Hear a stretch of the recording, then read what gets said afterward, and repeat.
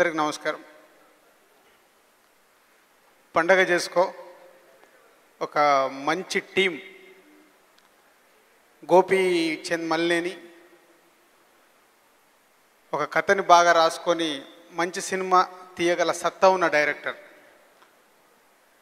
మా బ్యానర్లో లాంచ్ కావాల్సింది అవకాశాన్ని మాకు ఇవ్వకుండా బయటికి వెళ్ళి ఫస్ట్ సినిమా చేశాడు. యాక్చువల్ మేమే ఫస్ట్ సినిమా చేయాలి. గోపి, నీ గురించే మాట్లాడుతాం.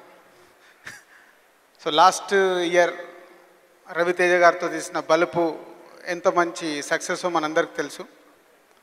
So Gopi, all the best. Already cinema బాగుందని మీ ఆర్టిస్టులు చెప్తున్నారంటే బాగున్నట్టే. అలాగే పర్చూరి ప్రసాద్ గారు ఒక డెడికేషన్ ఉన్న ప్రొడ్యూసర్. ఎలా అంటే మాకంటే ఎక్కువ ఒక సినిమా గురించి తపన, ఫైట్, ఆ సినిమా గురించి కష్టపడుతూనే ఉంటాడు. సో పర్చూరి ప్రసాద్ గారిది ఇప్పటివరకు మేము ఒకే ఒక సినిమా చేశాము, మధ్యలో ఏ సినిమా చేయలే. ఈ సినిమా ఏంటో వారు స్టార్ట్ చేసినప్పుడే నైజాంకి షూటింగ్ కూడా మొదలు కాలేదు, ఇంకప్పటికి నైజాంకి హక్కులు తీసుకున్నాం. బికాజ్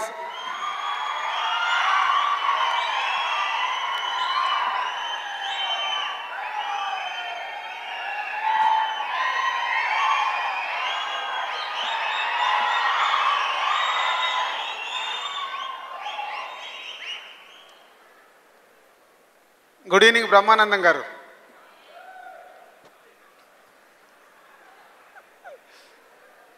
సో ఈ సినిమా మొదలు పెట్టకముందే నైజాంకి డిస్ట్రిబ్యూషన్ రైట్స్ తీసుకున్నాం.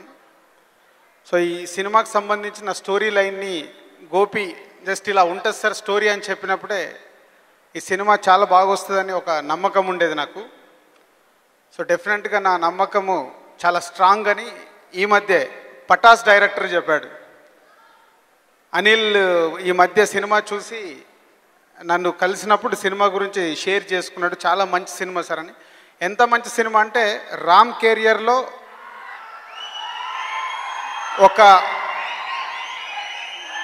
ఒక రెడీ సినిమా రామ్ కెరియర్లో ఒక బిగ్గెస్ట్ హిట్, దాని తర్వాత కందిరిగా ఒక బిగ్గెస్ట్ హిట్, ఆ రెండు సినిమాల పక్కన ఉంటుంది సార్ అని అనిల్ చెప్పాడు.